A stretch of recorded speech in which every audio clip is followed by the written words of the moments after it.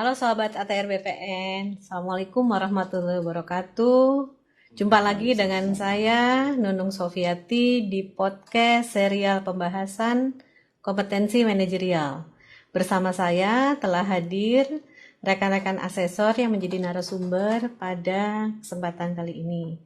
Yang pertama saya perkenalkan Pak Susianto. Saya Bu Sofi. Ya, Pak. Bersama saya juga ada Pak Asu. Apa kabar semuanya, Bapak-bapak? Baik, Sofi. Kabar baik Bu Sofi. Alhamdulillah ya. Semoga ATR BPN, salam sehat semua. salam sehat untuk kita Salam semua. sehat semua.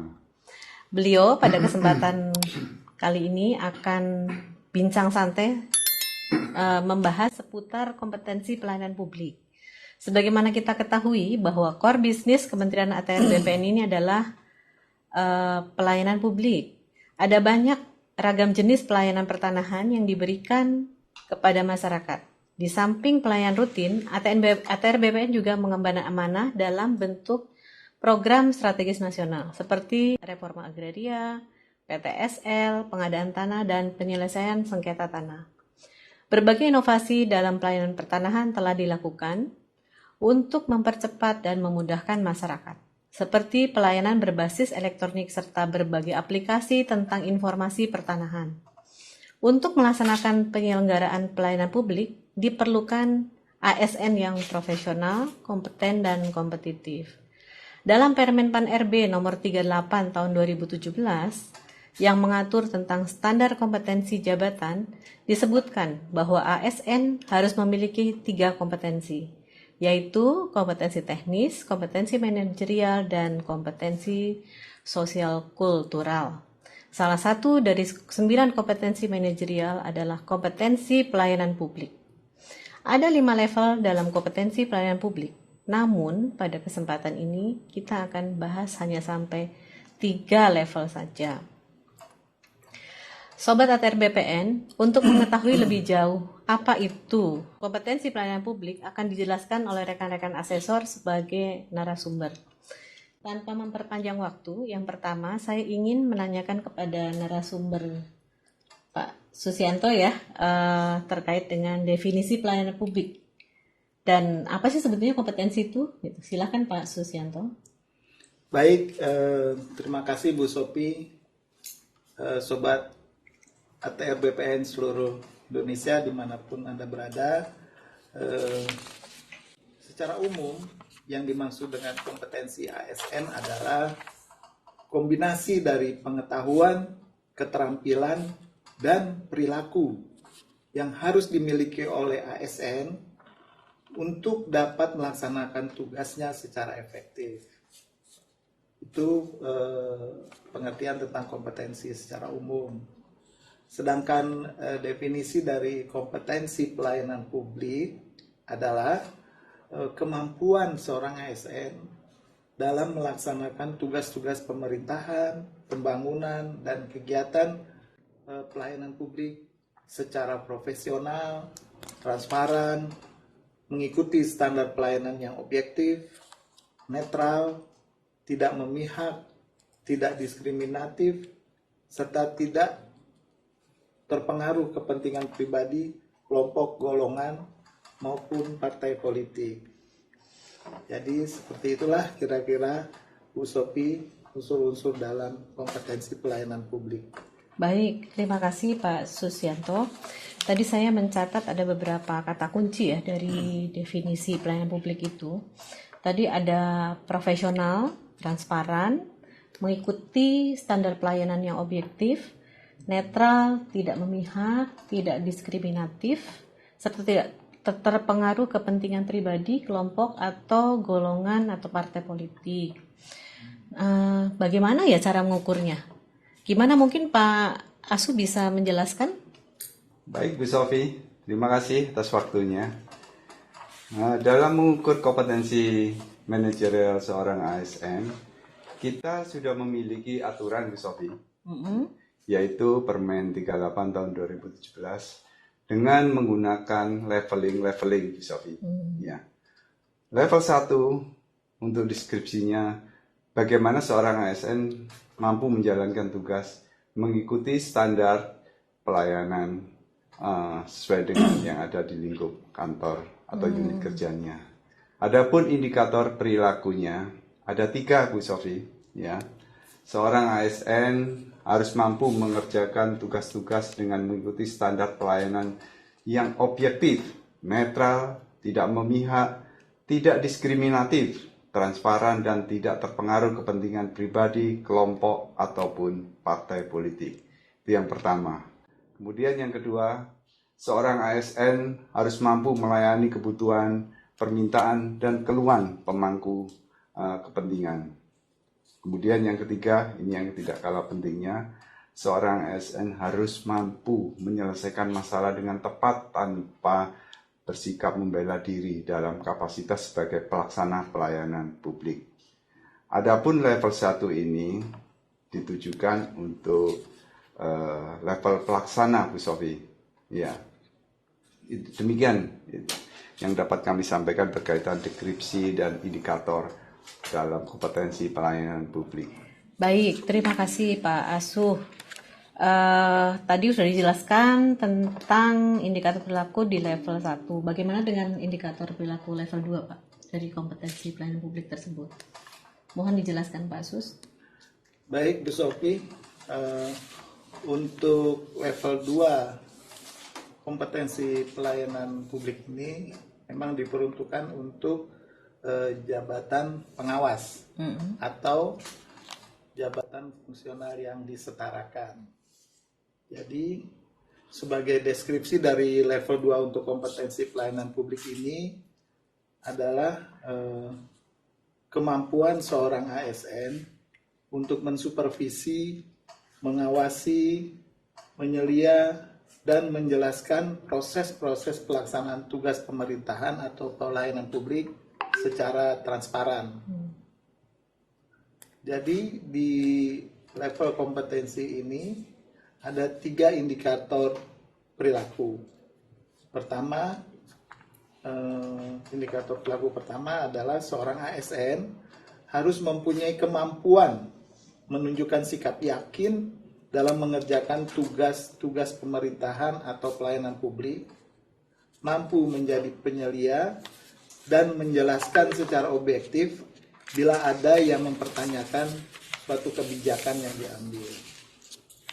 Kemudian indikator kedua untuk di level 2 ini adalah seorang ASN harus mempunyai kemampuan secara aktif memberikan atau mencari informasi untuk mengenali kebutuhan pemangku kepentingan agar dapat menjalankan pelaksanaan tugas pemerintahan maupun pelayanan publik secara cepat dan tanggap. Lalu indikator perilaku yang ketiga di level 2 kompetensi pelayanan publik ini adalah seorang ASN itu harus mempunyai kemampuan mengenali dan memanfaatkan kebiasaan, tata cara, atau situasi tertentu sehingga apa yang disampaikannya itu menjadi perhatian pemangku kepentingan untuk menyelesaikan tugas-tugas pemerintahan, pembangunan maupun pelayanan publik. Baik. Itulah kira-kira gambaran mengenai level 2 untuk kompetensi pelayanan publik. Iya. Bu Sofi. Ya, baik. Terima kasih. Tadi sudah terlihat ya bedanya. Kalau tadi kan bahwa level 1 itu untuk jabatan pengawas, untuk level 2 itu tadi disebutkan Pak Sus untuk jabatan Level 2 untuk pejabat pengawas. Level 1 untuk level 1 untuk pelaksana. Iya. Level 2 untuk jabatan pengawas serta jabatan fungsional setara. Nah, bagaimana dengan level 3? Saya mau tanyakan hal ini kepada narasumber ya kedua yaitu Pak Asuh. Mohon dijelaskan Pak terkait dengan deskripsi serta indikator perilaku di level 3 dari kompetensi pelayanan publik serta ini ditujukan untuk jabatan apa Pak? Silahkan Pak. Baik Bu Sofi, terima kasih. Level 3 ini untuk pejabat administrator Bu Sofi. Ya. Dengan deskripsi sebagai berikut. yang bersangkutan mampu memanfaatkan kekuatan kelompok dan mampu memperbaiki standar pelayanan publik. Ini deskripsinya. Untuk indikatornya ada 3, yaitu yang pertama, seorang ASN harus mampu memahami, mendeskripsikan pengaruh dan kekuatan kelompok yang sedang berjalan di organisasi dan dampaknya terhadap unit kerja untuk menjalankan tugas pemerintahan secara profesional dan netral serta tidak memihak. Itu yang pertama, Sophie. Kemudian yang kedua, seorang ASN harus mampu menggunakan keterampilan dan pemahaman lintas sektoral, lintas organisasi untuk secara efektif secara efektif untuk memfasilitasi kebutuhan kelompok yang lebih besar dengan cara yang mengikuti standar efektif, objektif, transparan, profesional, sehingga tidak merugikan para pihak di lingkup pelayanan publik unit kerjanya. Kemudian yang ketiga, seorang ASN harus mampu mengimplementasikan cara-cara yang efektif untuk memantau dan mengevaluasi sekaligus masalah yang dihadapi oleh pemangku kepentingan serta mengantisipasi kebutuhan mereka saat menjalankan tugas untuk pelayanan publik di unit kerjanya. Itu untuk level 3, Bu Sophie. Baik, jadi level 3 ini kompetensi yang harus dimiliki oleh pejabat administrator dan pejabat fungsional setara, Pak ya? Ya, betul, Bu Sophie. Menarik sekali ya diskusi kita kali ini. Terima kasih atas tadi penjelasan dari Bapak-Bapak narasumber. Namun sebelum kita akhiri, mungkin masih ada nih kiat-kiat nih dari Bapak-Bapak asesor untuk para asesi dalam menghadapi penilaian kompetensi. Bagaimana Pak? Mungkin dari Pak Sus dulu, silahkan. Ya, mungkin kiat-kiat sederhana aja ya, berkaitan dengan apa yang harus dipersiapkan oleh seorang asesi saat akan menghadapi suatu penilaian kompetensi atau assessment. Jadi pertama harus bersikap tenang ya, untuk bisa bersikap tenang menghadapi proses uji kompetensi ini. Memang kita harus bisa istirahat cukup saat paling tidak pada sehari sebelum kita menghadapi penilaian kompetensi, sehingga tubuh kita bisa lebih fresh, kita lebih tenang dalam menghadapi proses penilaian kompetensi. Nah, yang tidak kalah pentingnya adalah pemahaman seorang asesi terhadap kompetensi tadi. Jadi, seorang asesi itu harus bisa memahami indikator-indikator perilaku yang ada di level-level dari standar jabatan yang dituju, Sophie. Jadi itu bisa diketahui atau dipelajari dari Kamus Kompetensi Manajerial dan Sosiokultural yang ada di Permenpan nomor 38 tahun 2017 ya. Di sana kita bisa membaca dan bisa memahami apa itu indikator perilaku untuk di tiap-tiap level ya. Kalau untuk level 1 itu untuk pejabat pelaksana, level 2 untuk pejabat pengawas, level 3 untuk pejabat administrator. Jadi itulah yang harus dipahami oleh seorang asesi. Dan jangan khawatir apabila kita belum mencapai standar kompetensi jabatan yang dituju, maka akan dilakukan pengembangan dalam bentuk keikutsertaan dalam suatu pelatihan atau kursus-kursus yang akan diselenggarakan oleh PPSDM. Jadi jika terjadi gap antara level kompetensi yang dituju dengan level yang ada dikuasai saat ini oleh seorang asesi, maka akan dilakukan pengembangan terhadap kompetensi itu melalui proses pelatihan dan kursus-kursus atau workshop yang akan disediakan oleh PPSDM, akan difasilitasi oleh PPSDM. Oh, gitu Kira-kira ya Pak seperti ya. itulah Oh iya ya. kiat-kiatnya, Jadi Mbak Sofi. teman-teman nggak usah khawatir ya. Iya, Itu ternyata PPSDM sudah menyiapkan ya berbagai kursus untuk pengembangan diri gitu ya. iya. Baik, terima kasih Pak Susianto. Mungkin ada tambahan Pak Asu terkait dengan kiat-kiat tadi? Nah, boleh ada sedikit ini kiat-kiat untuk teman-teman atau rekan-rekan ASN. Dalam wawancara atau menjawab pertanyaan, gunakan STAR. Ya, Apa itu Pak? ya. STAR untuk menceritakan pengalaman kerjanya atau sukses story-nya itu, situasinya bagaimana, tugasnya sebagai apa, aksi atau tindakannya, upaya untuk menyelesaikannya bagaimana, dan bagaimana result-nya atau hasilnya. Kemudian timingnya atau waktunya kapan. Ceritakan semuanya dengan detail.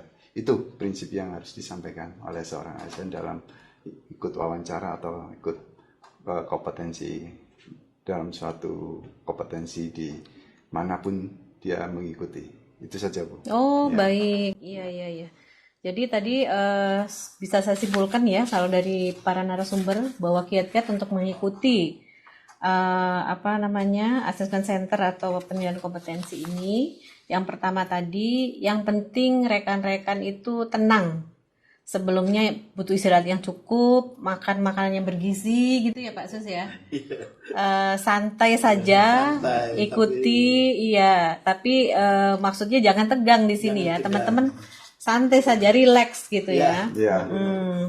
Terus juga teman-teman sebelumnya mungkin perlu memahami indikator perilaku yang ada dalam kamus kompetensi itu. Jadi sobat ATR BPN bisa baca sebelumnya ya. Bisa, iya. Di kamus itu ya, mempelajari gitu loh. Terus menyampaikan tadi kata Pak Asu tuh success story-nya ya dengan STAR itu. Betul. Ceritakan mulai dari situasinya bagaimana, Iya.